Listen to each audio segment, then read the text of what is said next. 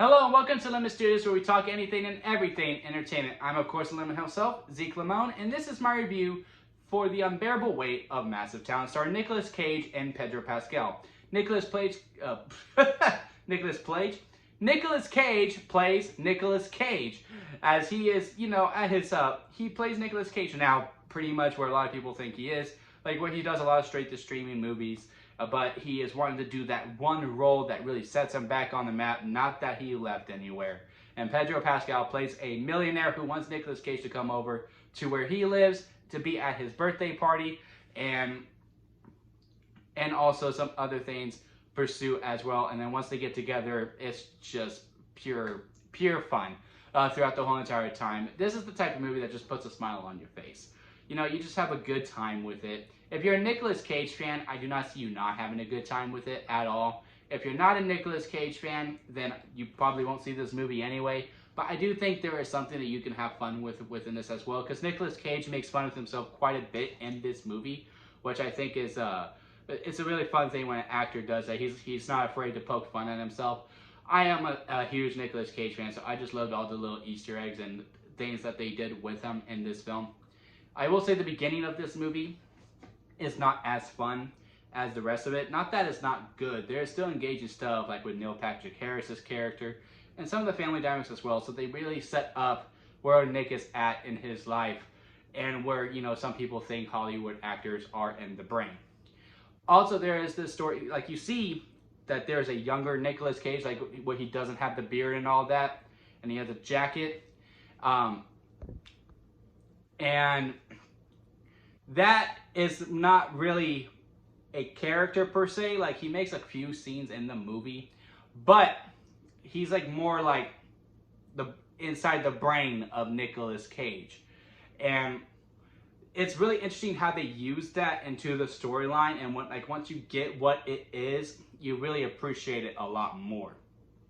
And Pedro Pascal, I mean, he could just do it all, right? Like, his character is really like a child with so much wonder in the world, who's just meeting his favorite actor of all time. Where it's like, don't meet your heroes, but then this is the case where he met his hero and it worked out. Like, it was exactly who he was. And their friendship is really the heartbeat of this whole entire movie. If they don't work, this movie doesn't work, and they have terrific chemistry throughout this whole entire movie. There is a scene, and it's in the trailers, where they do some drugs, and they are super high, and they go through this whole sequence that I could not stop laughing throughout the whole entire movie. A lot of heart is in this film as well, again within the friendship between Pedro Pascal and Nicolas Cage. There's also the family aspect of Nicolas Cage's life as well, that also worked out very well once it got past the LA part. Once Nicolas Cage leaves LA, this movie picks up steam big time, and it really doesn't miss a beat, and it's almost borderline perfect. Now look, is this a movie that's going to be an Oscar season? If this came out in November, it had a better chance, but since it's in April, no, I don't think it's going to happen. I think it's a movie that is just going to miss by, but it's beautifully well shot. A very good script, very, very tight script, besides the LA stuff. Well, but it sticks to landing. It's a perfect ending to this almost perfect film to me. If I had to rank this movie, this is how the lemon system works. If I did not like a movie, it's a sour lemon.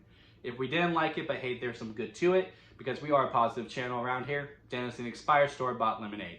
If it's good, but hey, it does have its fair share of problems, it's a store-bought lemonade. So it's still store-bought lemonade, but not expired, so you can still drink it. If it's good, it's a movie. It's a lemonade.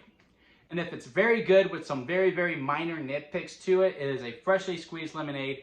And if it's to what we call a perfect movie, where, there's nothing we would change about it, and it's just, flat out, just a great time overall, 10 out of 10, it is a strawberry lemonade, because, well, that is the best kind of lemonade. And don't you dare disagree with me. So, The Unbearable Weight of Massive Talent, to me, is a freshly squeezed lemonade. Again, the beginning is just a little too slow for me, and it's just trying to figure out what this movie is. But once it finds its personality, This movie is off for the races. And again, there's a little bit of everything in there besides horror. There's not much horror in this movie, but there is action, there is comedy, there is heart, there is love within it. Again, just really a movie I really think anyone can have fun with, but again, not every movie's for everyone. The only reason I could think you probably don't enjoy this movie is if you're not a Nicolas Cage fan, and in that case, you probably won't see this movie anyway. But what about y'all? Have you seen The Unbearable Weight of Massive Talent? Comment below and let me know. If you like this video, hey, give it a like. And if you like me, hit that subscribe button, as I am trying to grow into my YouTube career. And that'll be it for me, guys. I'll see you here next time at Lemon Studios.